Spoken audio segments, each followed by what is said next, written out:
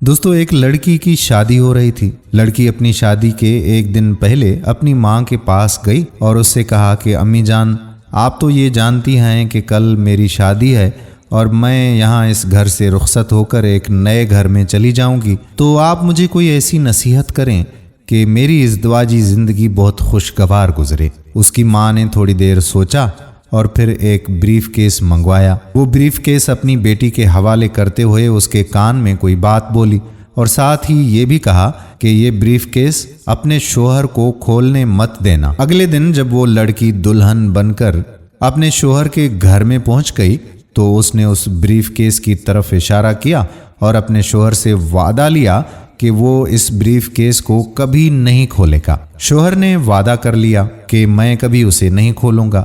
دن گزرتے رہے مگر شوہر نے نہ تو کبھی بریف کیس کھول کر دیکھا اور نہ ہی اپنی بیوی سے اس کے بارے میں کچھ بھی پوچھا۔ اب ان کی شادی کو کافی سال گزر چکے تھے۔ بیوی کی طبیعت بہت خراب ہو چکی تھی اور وہ بستر مرگ پر پڑی اپنی آخری سانسیں لے رہی تھی۔ تب اس کے خاوند کی نظر اس بریف کیس پر پڑی تو اس نے اپنی بیوی سے کہا کہ اب تو بتا دو کہ اس بریف کیس کی کیا کہانی ہے۔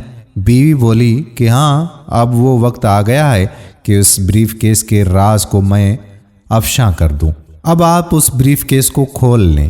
خاوند نے اس باکس کو کھولا تو اس میں سے 2 گڑیا اور 1 لاکھ روپے نکلے۔ خاوند نے حیران ہوتے ہوئے بیوی سے پوچھا کہ یہ گڑیا کیوں اور اتنے پیسے کہاں سے آئے؟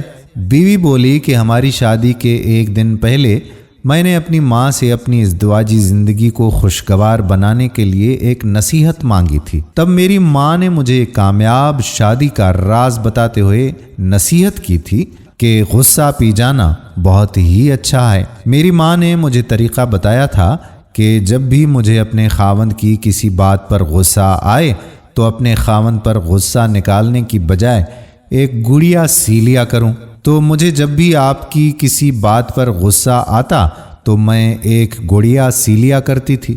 خاوند 2 گڑیا دیکھ کر بہت خوش ہوا کہ اس نے اپنی بیوی کو اتنا خوش رکھا ہوا ہے، کیونکہ بیوی نے 50 سال کی کامیاب ازدواجی زندگی میں صرف 2 گڑیا ہی بنائی تھیں۔ خاوند نے تجسس سے بریف کیس میں موجود لاکھوں روپے کے بارے میں پوچھا تو بیوی بولی کہ یہ 1 لاکھ روپے میں نے گڑیا بیچ کر اکٹھے کیے ہیں۔ اب خاوند کے چہرے کا رنگ پھیکا پڑ گیا۔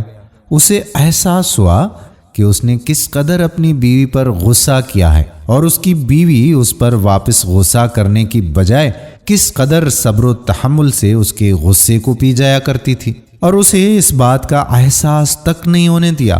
اب اس کی بیوی اس کے پاس صرف چند لمحوں کی مہمان تھی۔ وہ اس سے معافی مانگنے لگ گیا مگر اب پچھتاوا اس کا مقدر بن چکا تھا۔ دوستو یہ زندگی بہت ہی عارضی سی زندگی ہے، اس لیے ہمیں اس سے لڑائی جھگڑے یا ایک دوسرے پر غصہ کرنے یا برہم ہونے کی بجائے خوشی سے گزارنی چاہیے۔ وقت کسی کا نہیں ہوتا اور یہ کس قدر تیزی سے گزر رہا ہے ہمیں اس کا کوئی احساس تک نہیں ہو رہا۔ اس لیے ہمیں چاہیے کہ ہم کسی کو تکلیف دیے بغیر اسے ہنسی خوشی گزار دیں، اپنوں کے ساتھ خوش اخلاقی سے پیش آئیں اور اپنے پیچھے اچھی یادیں چھوڑ کر جائیں۔ ہم امید کرتے ہیں کہ آج کی ویڈیو بھی آپ کو پسند آئی ہوگی۔ کیا خیال ہے؟ ویڈیو پسند آئی نا؟ تو نیچے کمنٹ سیکشن میں لکھ کر بتائیے کہ کتنی، اور اگر پسند آئی ہے تو اس ویڈیو کو شیئر بھی ضرور کر دیں۔ آنے والی ویڈیو تک آپ کا اپنا میزبان قادر بخش کلہوڑو آپ سے اجازت چاہتا ہے۔ اپنی دعاؤں میں یاد رکھیے گا۔ اللہ حافظ۔